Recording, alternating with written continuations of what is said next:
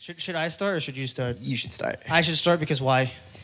Because we're going to talk about the death, how we almost died. Wait, say that again. We're going to talk about what? We're going to talk about how we almost fucking died. Yeah, we almost did die. I think that was what, last 2 weeks ago? It was 2 weeks. We like almost died because we... Okay, dude, it was honestly one of the worst decisions that we made so far in 2021. I think that I don't know anyone in our lives, any time in my life where I've made a decision that bad before, because, okay, basically to just go into the sum of it. I think you're a better storyteller, so I think you should tell us. I appreciate that. Of course. So basically what we did was we were going on a hike for Martin Luther King Day. So I rented the Zip car, I rented out all the things we needed, and I was trying to figure out like, hey, what time should we leave New York? And so we left at 3 p.m. And we left it was still light out, right? Our car pickup was 2 p.m. We left New York at 2:30 because we got the car. All right, that was left dumb. late. We left late. We left late at 2:30, and we should have left roughly at 2 sharp. 2 sharp. But something happened. I don't remember exactly what happened, but someone was late, and whatever. So then we basically end up going to the garage, pick up the Zip car, get in the Zip car, drive to New York, which is where the hike was. It was upstate New York, about 2 hours away, I would say. Yeah, that hour and a half, Hour and a half? roughly. Yeah. And essentially, we got there, and the sun was already setting. Yeah. And we saw like the last group of people leaving, which was kind of scary. That should have been an indicator of us like, all right, we Yeah. should have just gone up to the peak and then just walk right just back out. Dipped and then gone to Mitsuwa like I wanted to go to Mitsuwa. Oh, man. But we didn't end up going to Mitsuwa, which is I was kind of salty. So We had some dank Burger King after we that. did have some dank Burger King, but the whole point was we were going up the mountain. It was starting to get dark. By the time we hit the peak of the mountain, it was actually pitch black and you couldn't see anything. Yeah. And then we're supposed to follow certain paths, so like red, white, blue, whatever the color. I think it was orange and then blue. And then when we looked at our phone, they said that eventually once we get past the peak, Yeah. we'll see a white label. Whatever. And that will eventually get us back. Exactly, but that's not what happened. We got lost and we got off the path. So we were talking to each other like, hey guys, I think we should just...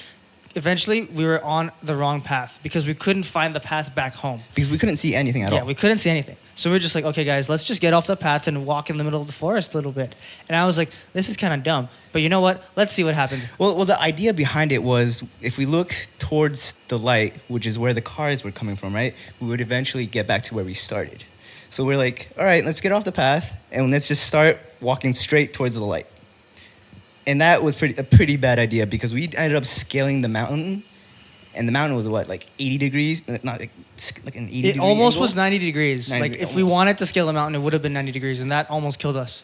So essentially, we almost died because it was like 7, 8 p.m. There was no one on the path anymore.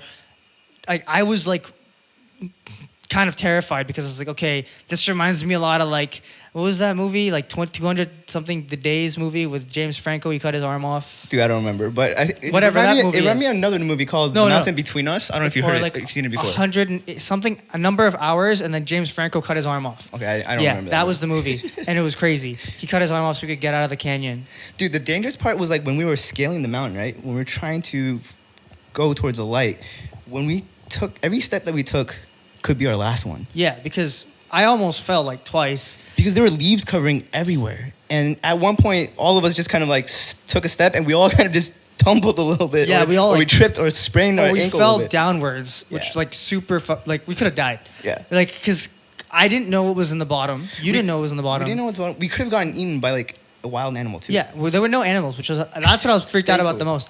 I thought that there were gonna be like random tigers that are gonna go like growl or something, and then I'd freak out, and then we'd start running, and then someone would trip over someone, and then someone would fall over, then that someone would get eaten, and then we'd just be like, well, shit, there goes our friend. You know? No, the thing is like we were walking or scaling the mountain. We saw 2 big rocks and everything was blocked because we couldn't go up because the trees blocked it.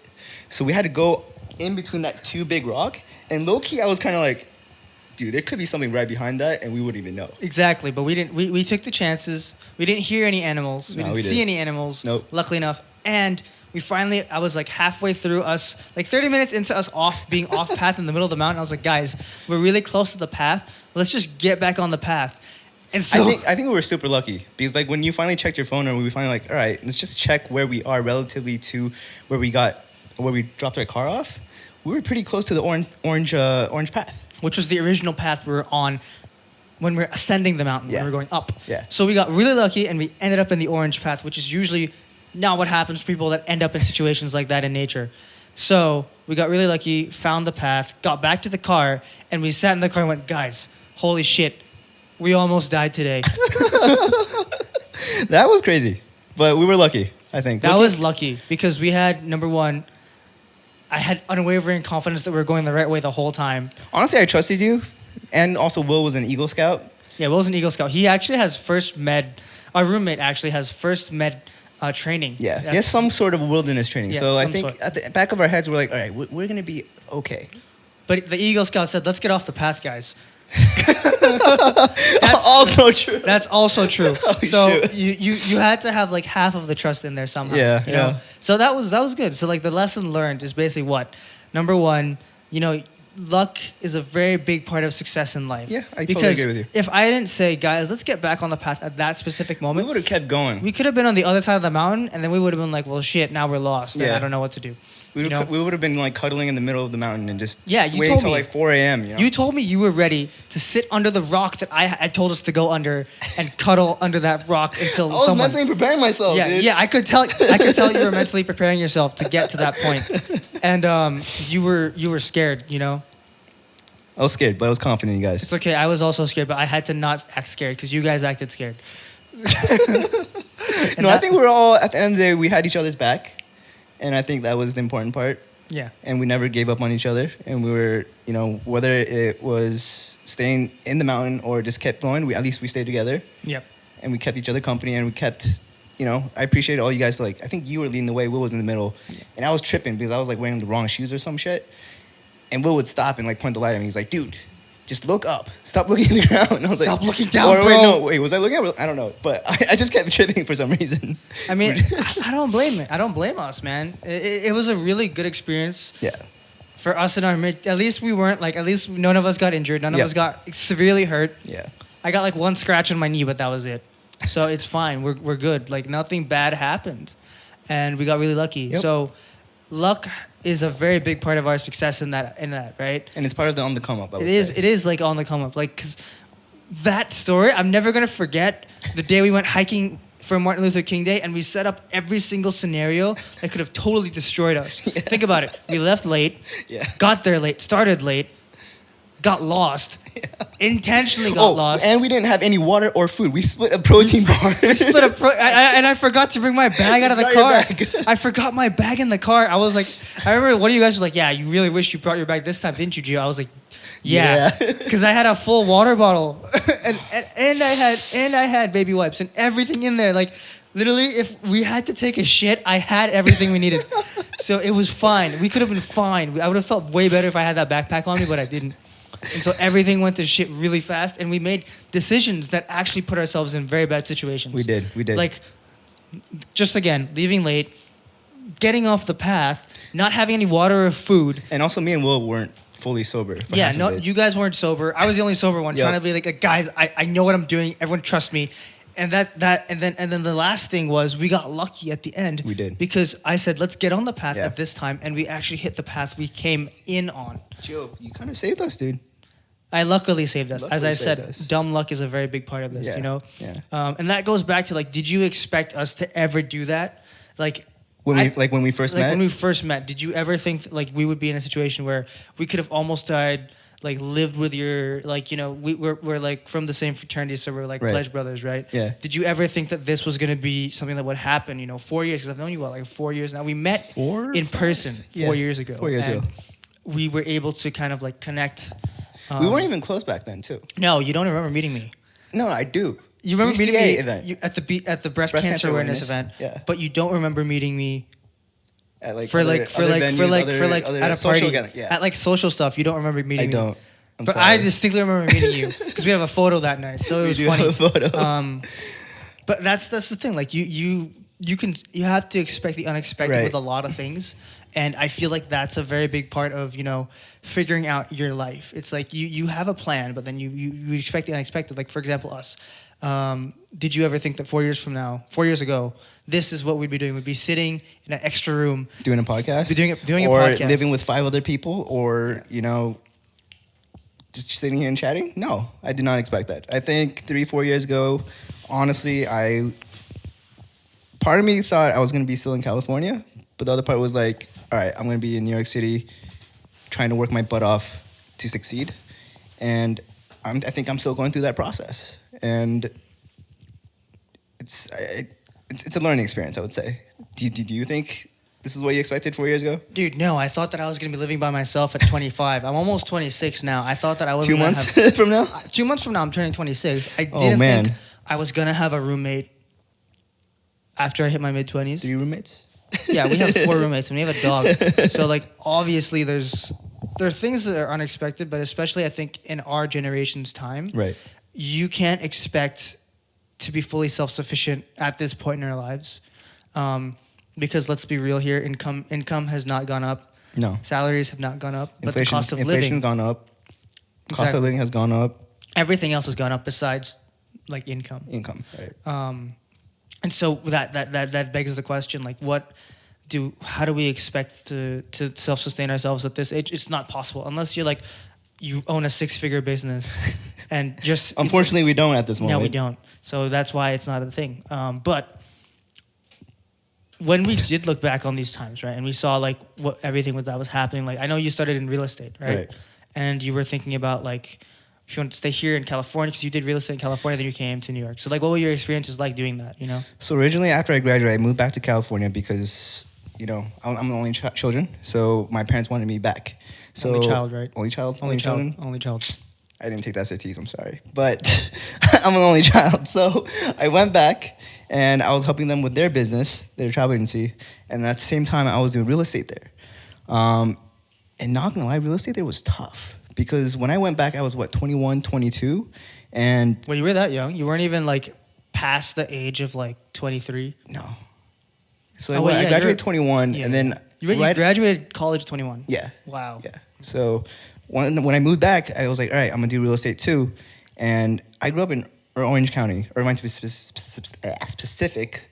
And there's a lot of Asians. So just for everyone that doesn't understand the U.S. and California, can you explain what Orange County is like and what that region of California is like? Dude, Orange County is like a bubble, dude. Or like Irvine to be specifically, it's like a bubble.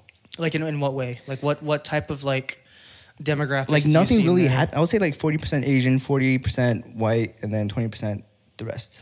Okay, so then there's a lot of diversity. Yeah. And I'm assuming there's a lot of disposable income as well. Yeah. So So a lot of people there are pretty well off. Okay. And I remember I put an advertisement out in the newspapers. Who still does newspaper? But a lot of people still do, actually. And one day someone called me and they're like, hey, are you Johnson? I'm actually looking to buy a house. I was like, okay. I was like excited. It's my first client, you know? And the guy was like, oh, how old are you? I was like, what? I was like, in my 20s? He's like, but how old? I was like, 22. And in Chinese, he was like, how can I trust you to help me buy a place that's $1 million or something? And I'm like, in the back of my head, I was like, you're the one who saw my advertisement. You saw my picture. You're the one who reached me out. And now you're giving me shit. Yeah. So then, so basically, based off of that story, right? There's a lot of you experienced that ageism. Yeah. Um, But luckily in New York City, when I moved back here, there's less of that. I think at times when I first started, when I moved back here in 2018, people were still kind of surprised, like, oh, like, you look kind of young. Like, how old are you? I'm like, oh, I'm like 22. And they're like, oh, okay. And they kind of move on from it. Not like that guy was kind of dragged it along. But here, like, okay, you do rentals. They care less about it because if you know your knowledge, if you know your market, and if you know your stuff and you're fully transparent with what you do, then I think they trust you. And that's kind of my brand. I try to be fully transparent. I try to educate them about the process because if something comes down the road and it's a surprise, it wastes their time and they're going to be frustrated and I'm going to waste my time, right? Mm-hmm. So that's the main difference between real estate in California and real estate in New York City. So then, how are you able to like segue the difference here? Because I know if you like know your shit here, it's a lot easier for you to figure things out. Yeah. But did you ever experience that type of experiences here with like ageism and like how you look young? Yeah. For your age, but you did really well like your first year when you came to New York, right? I think the first few months it was a struggle just because, again, I was still learning the process. I was going through the training with my manager. I was trying to learn the market. I was trying to see how to speak to certain people, how to build a certain rapport with people, which is very important in my line of business in sales. And eventually, I was lucky enough to know some of my friends who were looking for apartments, and that kind of got the ball rolling. And like my boss kind of saw like, oh, Johnson is capable of doing deals, and from there they gave me certain projects to work on. They saw how I was doing with those projects, and then eventually they trusted me with more and more different kind of projects. Okay, yeah. So when it came to all of the projects, right? Right. So now, do you think that a lot of you're a lot more self-sufficient? Yeah. So basically, if you're looking at like what it was like when you first started real estate and what it was like now, what was the biggest difference overall? The biggest difference between now and like 3 years ago? Like when you first started, you experienced the ageism, you experienced a lot of like resistance in the beginning because you had no experience, quote unquote, right? Right. So you didn't know what you were talking about, right? Yep. And they didn't trust you. But now, because you're dealing more with rentals, you're saying, right? It's a different type of vibe. Well, not different necessarily. I market. think it's because now that I've been in the industry for 3 years, people have seen my track record. Okay. And a lot of like, I think to answer your question, before I had to go out there and try to get my clients. Okay. Now I deal with a lot of referrals. Okay. Like, for example, this past January, two of the people that I worked with, they were referrals. And I really appreciate my previous clients who trusted me, and they saw that I did good work for them, and they gave me the opportunity to help their friends. Okay. So that just made my job a lot easier, because from before, I think like, real estate, like my job, I don't get a, starting salary. I don't get a bonus. It's literally commission based. Yeah. So if I am able to succeed or able to help someone find their new home, then that's when I can potentially get paid. And I think for me, it's not about getting paid. It's about their experience. And I think it kind of shows because of all the referrals. They see how that I actually genuinely care about them. Mm-hmm. And so, like, you think that because now you're getting referrals, everything's a lot more self-sufficient. So then down the road, when you do want this to be, you want this to be a full-time thing forever, what happens when, we always talk about... I think I want to retire by 40. But like, if you want to retire, right? That's Right. what I was alluding to. Yeah. When you do want to retire, how does this become a self-sufficient business without you doing anything? Like, example, Ryan Searhant still has to do stuff, but he's a really good real estate agent. Dude, he's super good. Right? He's a super knowledgeable guy. And like, I was looking at his recent like marketing campaign because he has a book coming out. He literally has his book that's coming out taped to his hand for the next 30 days. And that's like crazy, right? Where he like taped the book to his He literally hand. taped his book to his hands. That's crazy. Right? Yeah. But yeah, he's a really good real estate agent. He knows how to sell. He knows how to improvise. He knows how to do things that different real estate agents don't know how to do it. So then he basically is able to like push the boundaries of what it means to be a real estate agent. Yeah. Like, And I was looking up some stuff about him. Like he literally like I think was on the $1 million listing, right? I think. Is that a show? I believe so. And he literally just straight up told people that I'm the best real estate agent in New York City. And at that time, like obviously he probably wasn't. And there's probably other people who statistically probably do better. But to be that confident, I think like he kind of like reminded me of you a little bit. Like you're very confident about, this. Yeah, it's like when I think I'm right, I'm just like I just sound like I'm right. Yeah. And that's And I believe you. Yeah, and it's very believable too, because like every time I say something, you guys are like, yeah, we should probably fact check that if you sound so confident. Like every time you guys like, that sounds right, but we should fact check Gio every time he says something. We do.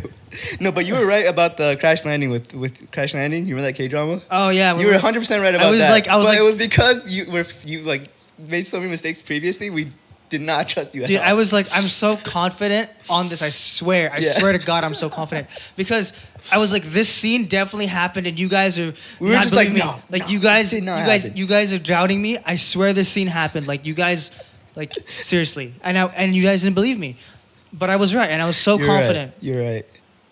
I was putting money on that. I was so confident, dude. So You had more on that line, but we can talk about I that had later. more on the line, Yeah. but it was fine. A lot of what happened though, when it came to your career, right? When you do get to that point, like, cause like Ryan Searhant's like in his 30s.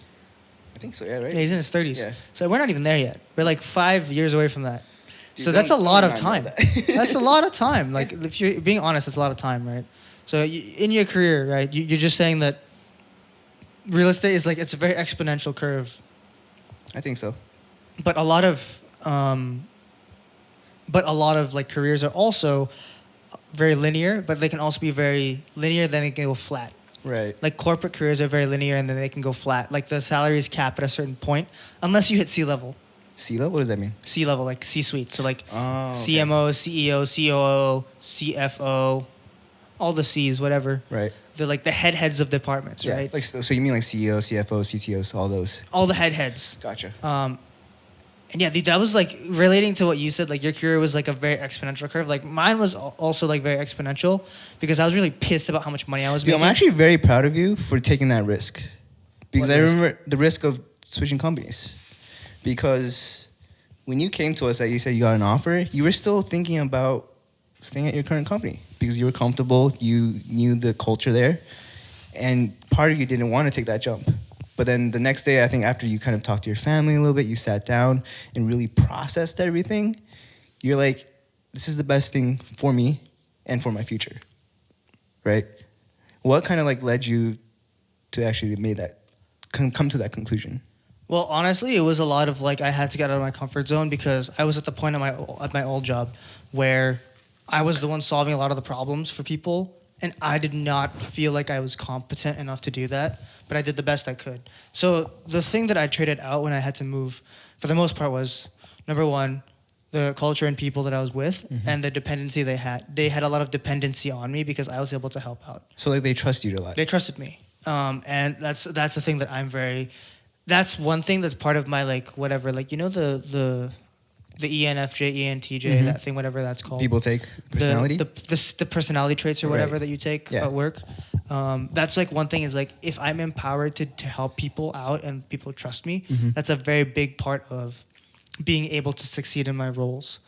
But now things are kind of different because I'm a lot lower in the chain of In the command, tiers. and I don't have someone below me. So it's a lot of like working laterally and upwards instead of working down and laterally, because I would have an assistant that could help me in prior In your roles, previous company. in my previous company. But now I don't have that, so things are different. So do you think now that you don't have any assistant, do you feel more motivated to improve yourself even more or to like stand out? Because you're in like actual corporate, right? Yeah. Like now you're kind of, to say the least, it's like you're just a lot of different kind of fishes. You're one of the Exactly. fishes. Like how do you think, I guess like how are you going to get out of that funk or out of that perception of just a regular fish? Yeah, so it's a lot of working backwards and where I want to be. Like I know what my career goals are and where I want to go, but for now it's just I have to get the processes down like it's no tomorrow, and I'm just, it's a very rough time. You got to especially have when like a you don't- system in place. when the system's not in place. So like now Right. I actually have like a system in place when I do stuff. I didn't have that when I started, and that caused a lot of mistakes to happen, and it was a very big change because a lot of the processes that I did at my old job were either automated or they had programs for that. But now we have to figure out our own systems and programs per person, per whatever. And that was a tough part about it. So it's hard. But at the end of the day, like I'm glad I made the jump. Yeah. It's the same job, same everything, like same thing, like programmatic data buying, which is great. But I think that the great part about working at and moving was just being able to be in a different environment that's different than what I had before. Right. So it helps me grow personally and professionally because I have to understand different types of people. And that's a very big part of like, understanding people, understanding how to deal with different types of people. And it's hard because in a corporate setting when, for example, at my old company, it was a lot more casual. Yeah. And like people would just like go out for drinks after and everyone was chill. But this one, there's a lot more resistance because number one, I was newer. Everyone else was a lot more established, so they all knew each other a lot better. Yep. And so I had to deal with that culturally. And so I'm learning slowly, but now we're working remotely, so it's not as easy. So it's even harder to bond with them now, right? It is A even little harder to bit? bond with them now. So it's a tough cookie. So Right. I'll figure it out, Yeah. but it'll get there eventually, which also segues into something I've been thinking about a lot, which is like I know that in New York there are a lot of people that live here, and there are a lot of like, especially like the ratio to men to women is like pretty much equal here. Like, what do you think of like the dating life in New York City? Like, how has it treated you? Because you've been single a lot longer than I have, and how have you molded through these like dating apps and like what is like. What are my thoughts about What are your dating apps? thoughts and what are your experiences, like all Right. that stuff? Like I think that's an interesting topic because it also relates to like understanding different people's perspectives and how that can help you grow. So dating apps, that's a tough cookie, but I Hey, stop stealing my catchphrase, bro. Were you gonna use that? But dating apps, I think it works for certain people, and it doesn't work for majority of people. I would say that's my perspective, my theory on things. I think you don't get a genuine connection from dating apps, but I think it makes it a lot more convenient, and it makes it a lot easier for people to reach out to different people, because you can literally just go on Hinge, go on Tinder, Bumble, and just create a profile, and then if you look at their picture, if you look at their like quote, their personal message, you have a general idea of what they might be, and you're like, all right, then I might connect with this person, and I'll swipe right. And if you have like something that you don't fit with what you're looking for, you swipe left. So I guess my general opinion about it is that at the end of the day, I don't think it provides the best opportunity to meet the best person that fits you. Just because I think you can probably meet someone better from either your friend circle or your acquaintances that you meet at work. Okay.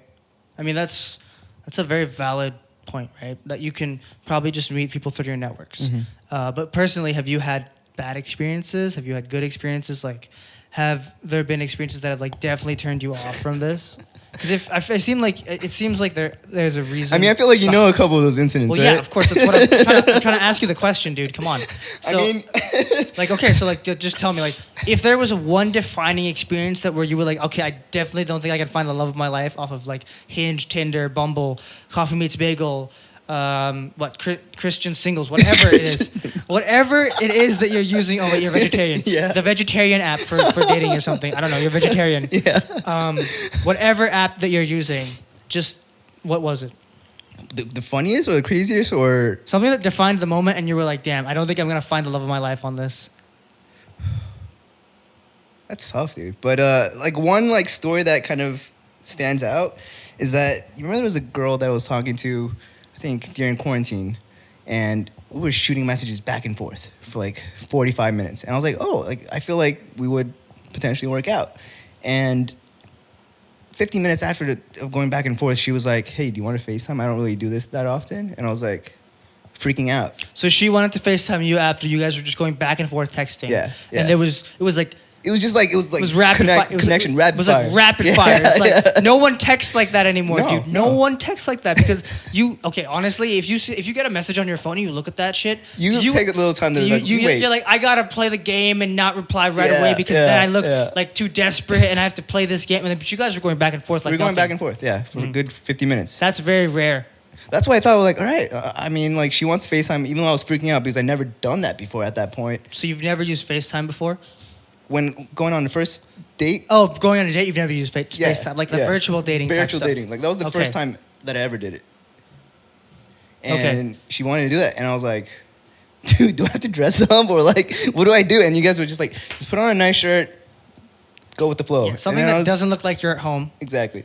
Put on a nice shirt. I remember this. Yeah, you were like freaking out. You were genuinely scared because I'd never done that before. Yeah, FaceTime dates are weird, man. FaceTime dates, yeah. Anyways, I was like, all right, give me like 5 minutes. And then she's like, yeah, give me 5 minutes. And then she's like, all right, let's call on the Hinge app. And I was like, okay. And then she called. We talked for a good 45 minutes. I think we were laughing. I genuinely thought I was going somewhere. And then, I don't know if it's funny or sad, but at the end she was like, yeah, I don't think this is going to work out. And I was like, okay. And then she was like, nothing personal. I was like, and back then I was like, at least she knows what she wants though, right? And then she kind of like, we just ended the call. 2 minutes later, not even part of my matches anymore on Hinge. And so she also like deleted you off her matches. Me off the app. So dude, she literally told you to go fuck yourself. Yeah.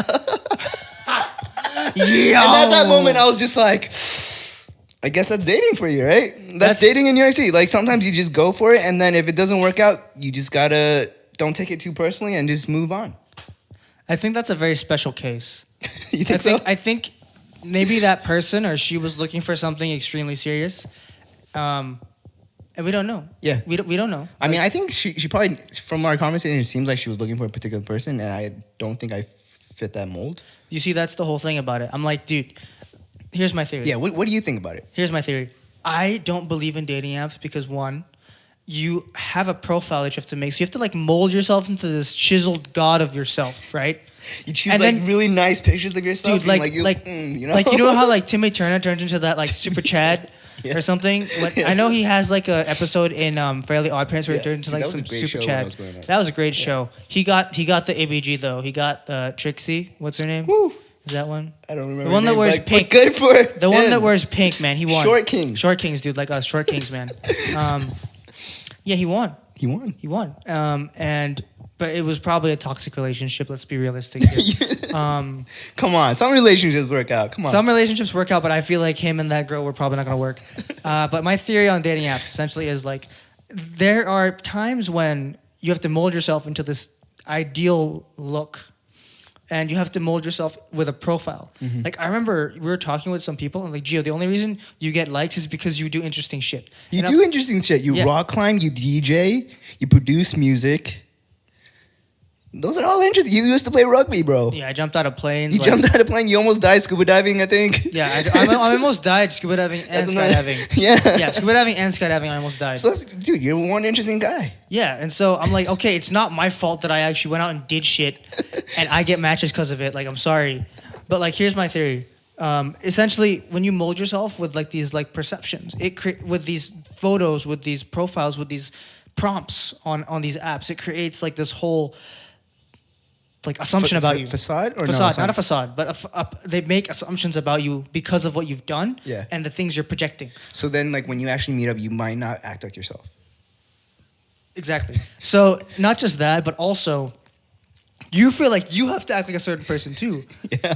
You can't be your true like. I can't be like my true head ass Gio. You have to tone it I down can't- a little I bit, my can't be guy. like a total idiot. Like half the time I am around you guys. Like, it's not like that anymore. So a lot of what I feel is like, yeah, one, you have to mold a profile of yourself Mm-hmm. and act like the profile that you're putting up there.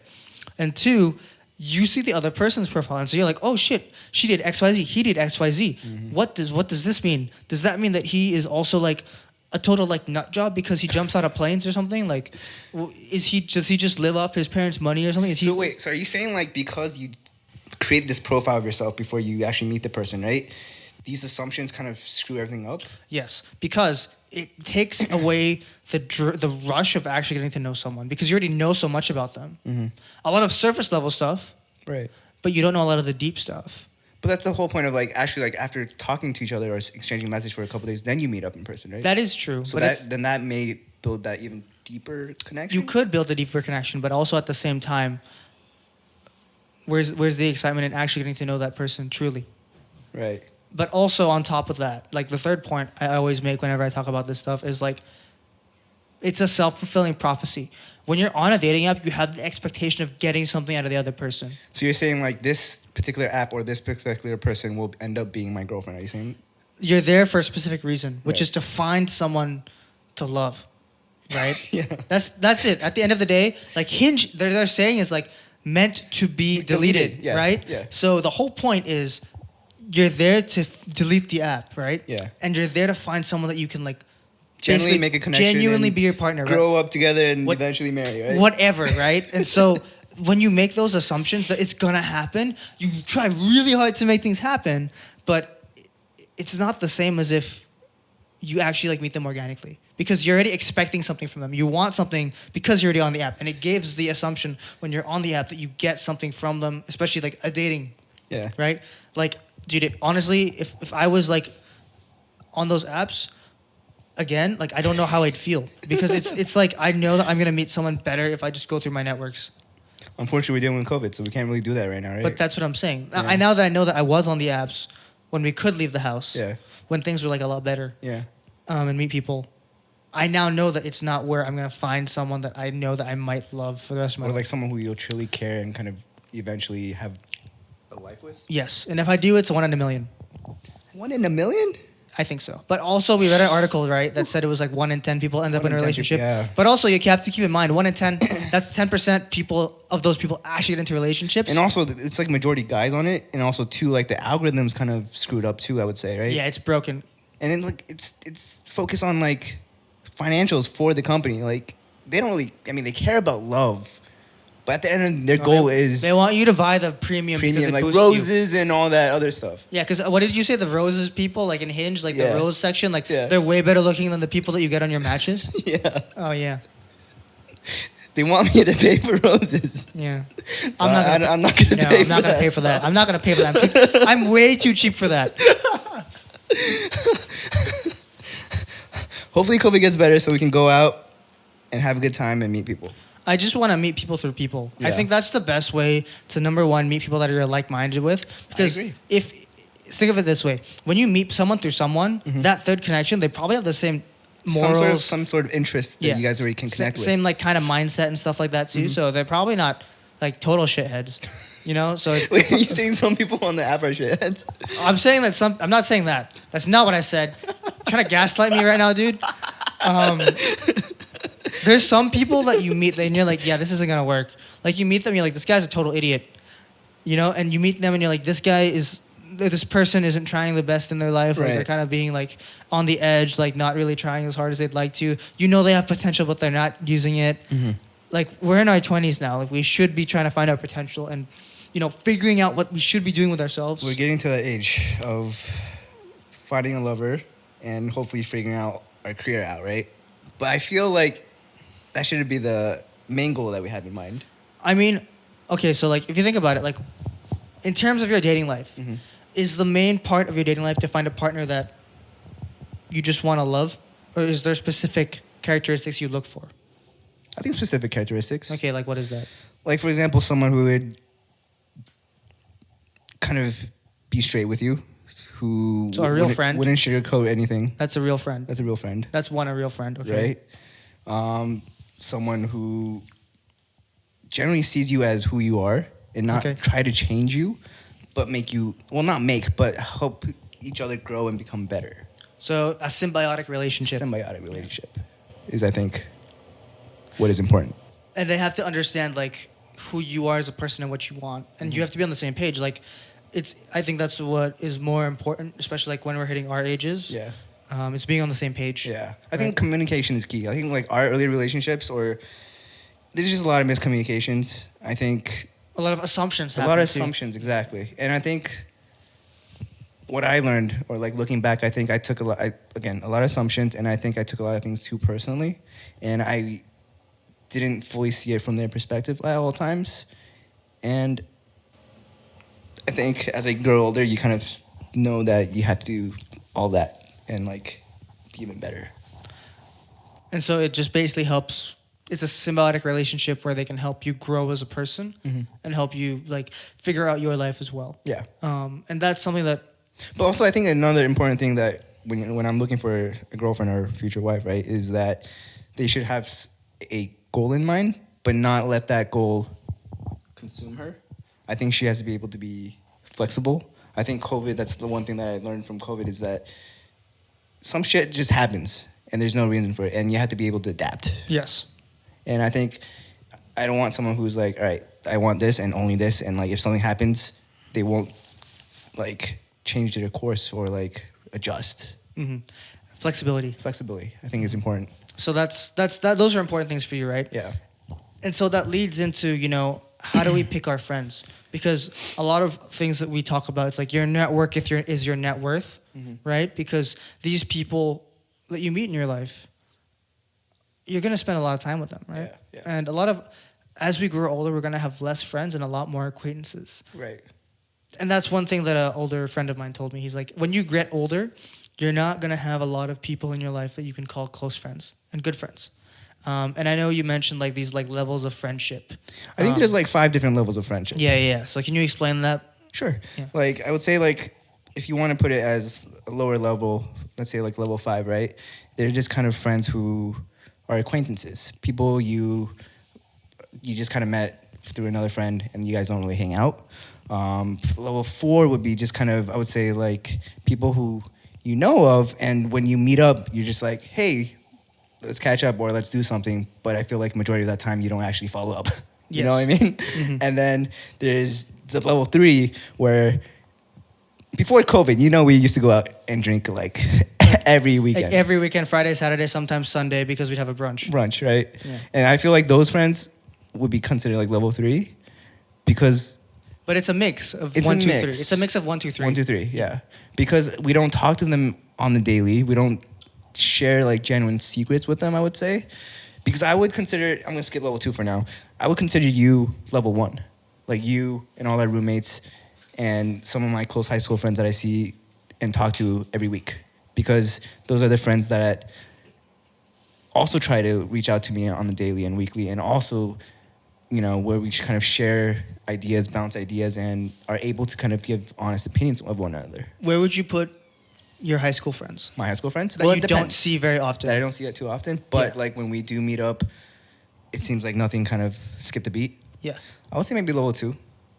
Level 2 or 3. Like my really, really close high school friends. Like I have high school friends that I talk to every other week, just chat, but I don't see them at all. Like they're in California. So I would consider them kind of like my level 2s. So then, do you think that those lifelong friends, right? Because I have friends like that too. Because like my friends are not here. Yeah. A lot of my friends aren't even in the U.S. Because a lot of you went to international school, right? Yeah. So a lot of them aren't even here. So like I Yeah. don't even know how to rank those people because I know that those people are very important to me, but I don't see them very often. But when we see each other, like after like 4 or 5 years, it's like we never skipped a beat. skip the beat. And we're still friends, but it's almost like we've moved so quickly in different places Yeah. that it was like we never saw each other. So where would you kind of rank those people if it was kind of It's like the in between 1 and 2, yeah. because you have like a bond with those I people. honestly feel like 2 is like a 1B.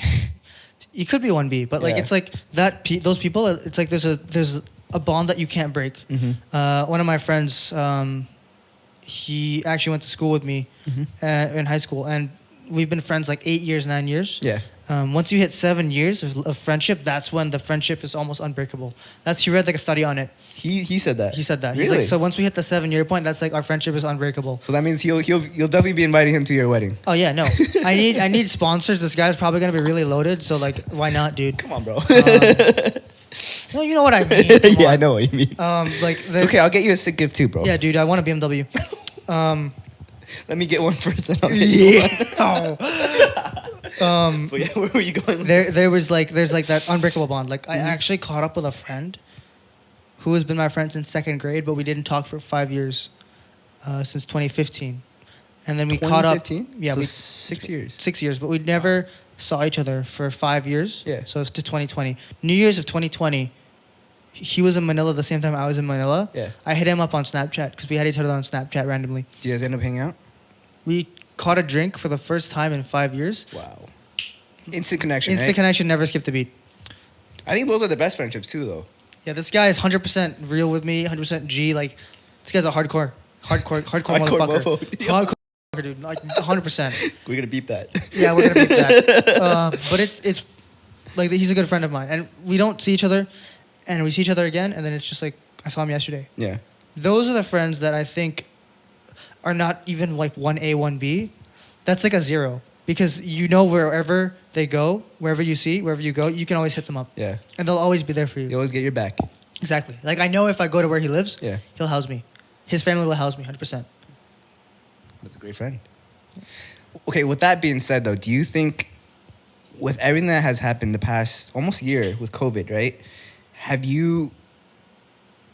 Has that changed your opinion or views on how you would define someone as your friend? Well, defining a friend is that's a very like hard thing to define, especially in our early lives, because we didn't understand in high school like what a real friend was.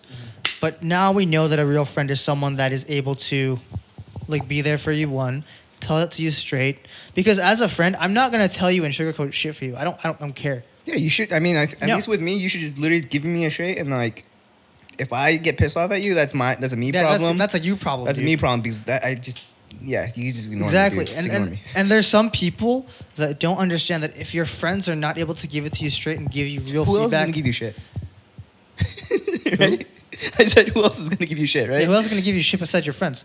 And it comes, at least for me, it doesn't come from a place of toxicity. Yeah. It comes from a place of, one, criticism, but constructive criticism. And two, it comes from a place of like love, because I want you to learn that you did something wrong. and probably something stupid. Yeah. So it's like I just want you to learn from what I'm telling you, especially from like now that we've been running this thing for like a month, right? You understand that like I will tell you straight what I think. Yeah. Like we had to film this again because I thought it sucked the first time. So I was like, yeah, we're gonna do this. Okay, again. it wasn't that bad. It wasn't bad, but I knew we could do better. Yeah. And you know that it's coming from me being like, yeah, we fucking suck. Yeah. You know, but like now it's like I understand that we did something wrong. We can improve on this. Let's just do it. Yeah. It's just improvements. Yeah, it's just for improvement. And that's what a real friend is. Someone that can tell you everything straight up.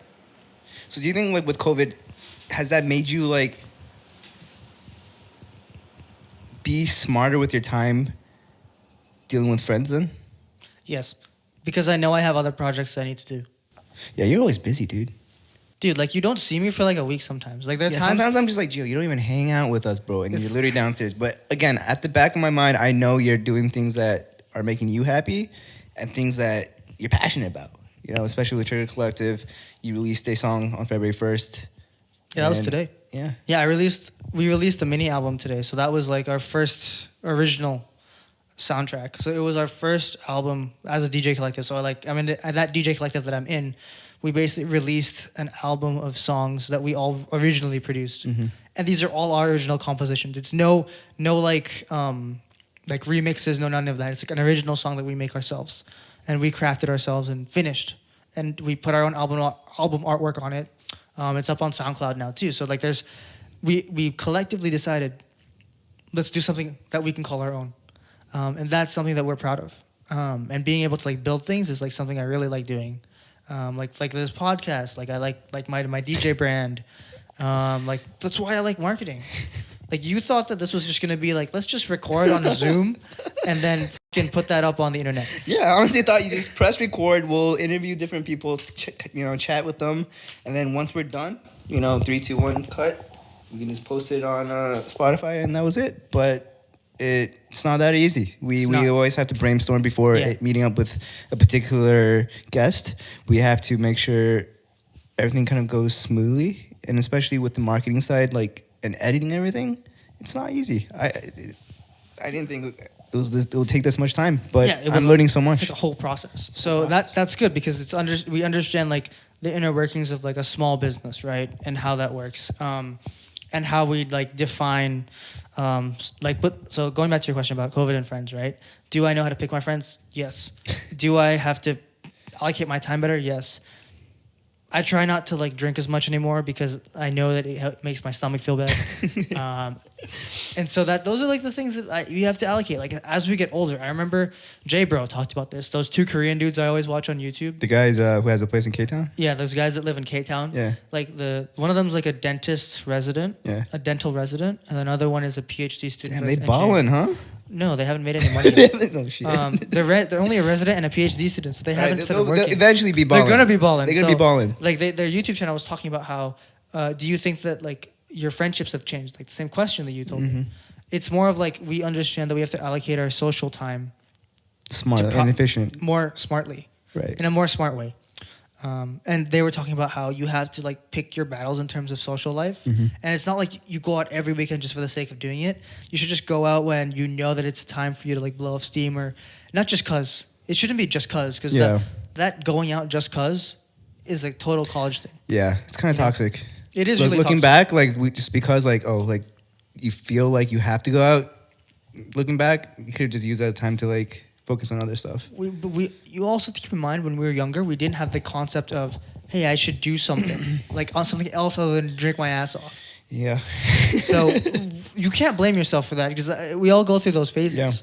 Yeah. And so going off of that into like allocating your time better, like it's like that's like how do we define our success? Because we're not able to allocate our time better as young adults. Right. And like, what do you think it means to be like truly successful in like your my views on template of life? My template? What's your template of like success? Like how do you define that? I think for me personally is not about the money, but to be able to be comfortable and flexible in what I want to do down the road. Yeah, because like money is nice, but I think just having more time down the road is what I truly want. Like I think I told you earlier, I want to retire by 40, right?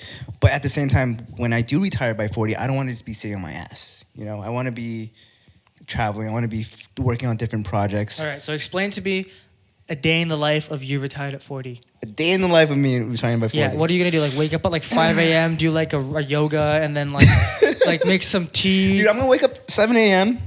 in Bali.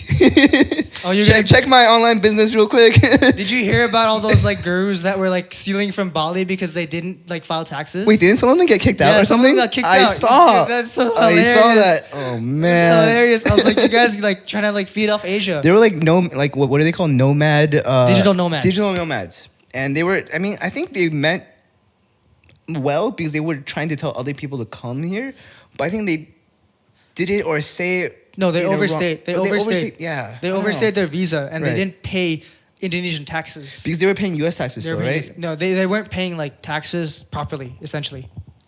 So Interesting. things like something wasn't working. So like they were basically like stealing from Bali. What? Yeah, because they weren't paying the dues properly. And Bruh. or they overstayed their visa. That's not cool. So like yeah, they messed up. So They of messed course up. it's not gonna go well. Yeah. But is that what life you want to live, like a digital nomad who can just go everywhere? Not But fully, but I think I just want to be able to like say like I want to travel whenever I want to. Is my goal, I think. But to also run, some certain businesses or have different real estate projects going for me, I think that's kind of my end goal. where's your ideal location? For what? Where do you want to like settle down? Where I want to settle down, like with family or like when I retire or When you're retired, in quotes. that's tough. I would say Asia, honestly. Looking like I love Asia, like maybe Thailand, maybe Taiwan. I love Taipei. So I think those two areas are, or Vietnam. Like I visited Vietnam right before COVID. It's such a beautiful country. Have you been? Yes. Dude, I it's went amazing. to Ho Chi Minh. Ho Chi Minh? Yeah. Dude, it's amazing over there. Yeah, maybe Asia is a good spot. I know that I'm gonna eventually end up in Asia because my parents like live there. I just also think the opportunities in the States aren't that, it's not going to be that great down the road. But you have no friends when you go to Asia. In Asia, I mean, like you said, you'll be in there, right? I mean, yeah, I'm gonna be probably in a different Eventually. country. Yeah, we'll all But, be in like, different countries. We'll be in different countries. Hopefully, by that time, we're all really rich and can fly to each other for like Exactly. nothing. We'll hop on a jet and be like, hey, Gio, I'll see you at 5 a.m. the next day. Yeah, or something like that. Like it's like, yo, you want to play golf in Thailand tomorrow? Dude, that'd be pretty lit. It's like, yeah, let's do that. Or let's go to Bali just for the shits. We can rent the villa out again, or something like that. Like that would be like really cool. It's like you have like 5 friends that are just total like bachelors. Yeah. It's like, all right, guys, let's just fly to Bali, play some golf, then we'll fly back to Manila. Then I'll host dinner. Yeah. And tell our family to meet us there. Yeah, something like that. Honestly, that's the goal. That's the goal down the road. What are we, like crazy rich Asians? I don't think we'll be crazy. I don't think we're gonna be crazy rich Asians because I feel like to get to that level of crazy rich, it's generational. Yeah, you have to be kind of born into that kind of stuff. Not born into, but it's more like if you become the tycoon of a country, which means, example, you make Walmart and you kill Walmart, you beat Walmart out and you become the next Walmart, Yeah. then you can be like one of those families. Let's be the next Amazon. Yeah, be the next Jeff Bezos, but like, Yeah, I don't Who think there's knows? going to be another Jeff Bezos. there's not going to be, because basically you can't copy these people. Yeah, no, they're already Because so you far ahead. have to be a trailblazer. Yeah. Like example, Skrillex. Oh, man. You will never forget that Skrillex was the trailblazer for dubstep. Because before Skrillex, dubstep was a joke. Everyone was like, what am I listening to? And then 2-3 years later, like, dude, this is the bomb-ass shit. Yeah, like you listen to like Skrillex's Bangarang or Skrillex's Scary Monsters and Sprites. Yeah. That album defined dubstep. And now every dubstep artist after him, they're not Skrillex. Yeah, They're they're just another dubstep artist in comparison to what Skrillex was to dubstep. So if you are to create something like insane, you have to create something completely new. It's like a Yeah. completely different like segue, like how trance music is like its own thing. Even though I don't like trance music. Do you like trance and house? I don't like trance music. I like house music. I don't like trance music. Like you have to define your own avenue. It's like what is the next big thing for you, and if that basically works out for you, for example, you make your own like vertical within business, Right. Right? Not a new drop shipping store, not like Amazon FBA. Because everyone's done it. It's saturated. You know, you not have your own to thing. you have to come up with a completely new. That's like a true business model. It's Exactly. like something that's completely new. Right. Like how artificial intelligence is running a lot of things now. Like Cryptocurrency down the road. electric cars, cryptocurrency, Those are the next big stuff, I think. blockchain, like Blockchain. all those things, like the big things that they talk about, right? Yeah. That's like how you would truly make a business work.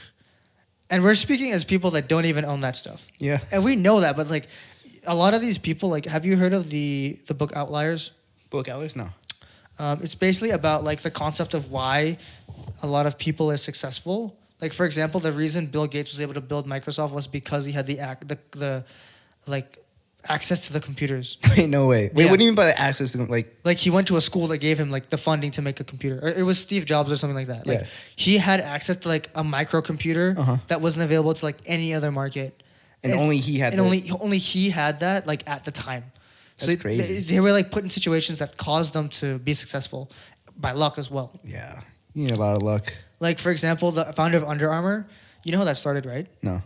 Like the cotton shirt that when you used to play football, you used to wear like a cotton shirt like this. Oh, I think I actually read his book about like Right? it would like It would like get really wouldn't really, breathe or like you couldn't breathe. Yeah. Like, it was really like sweaty. Yeah. So he was like, dude, I need to like make something work. and then he tested out with like different players and then he got feedback and then he just Kept doing that for his doing football it. team. It's Like crazy. literally, he was in the situation to do that because he had access to a football team.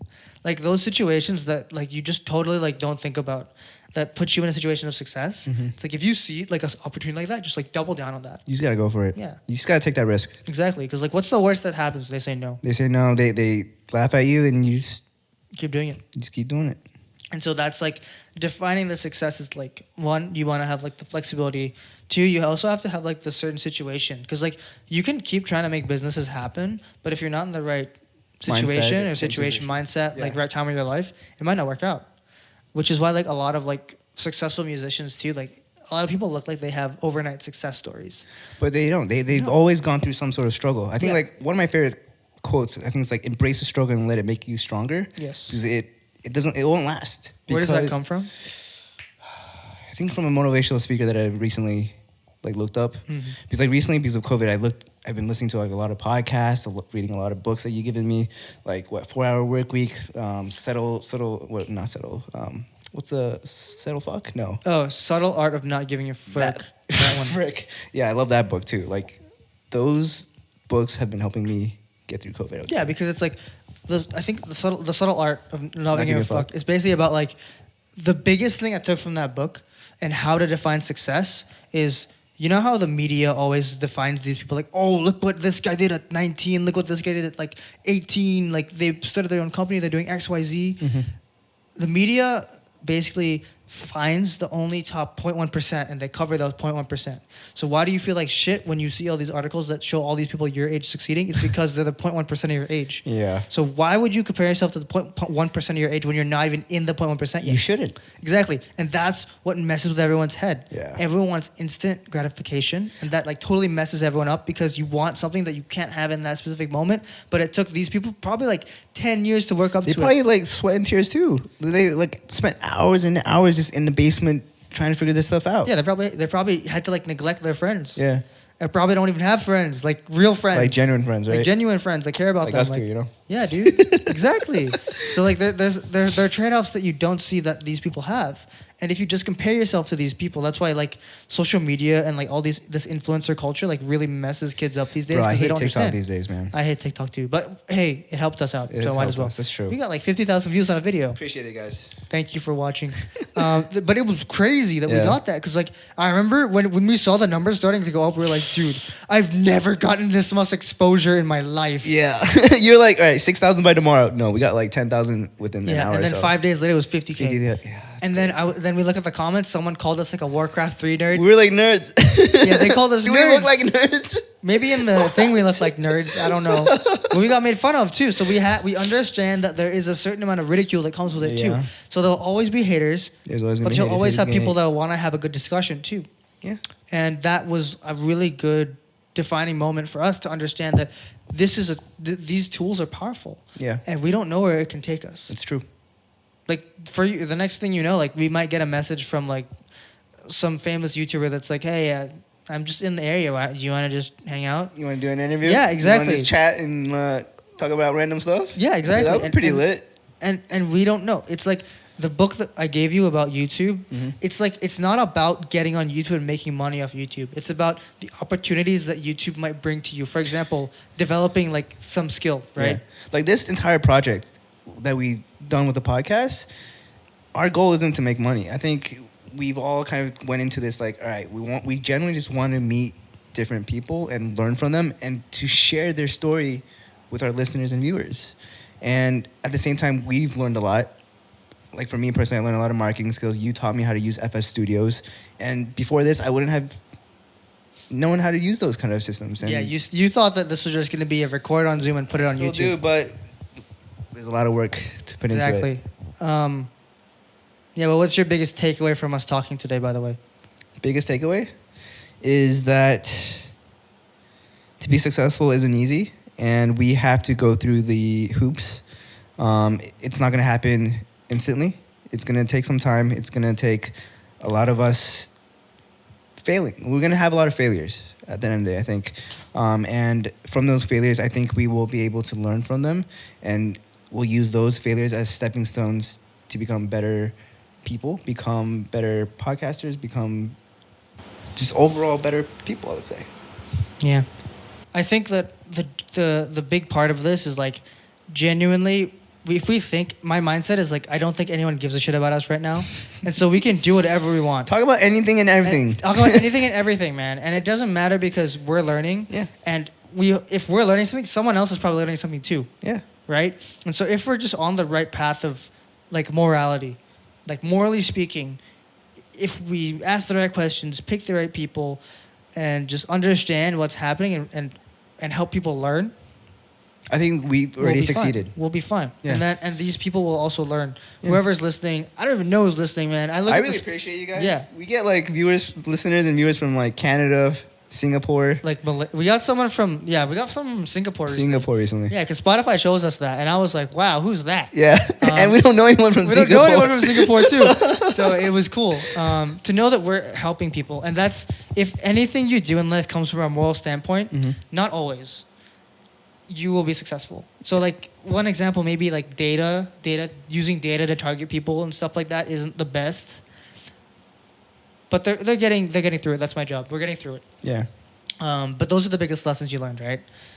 Just like stay your own path. We're on our own journey.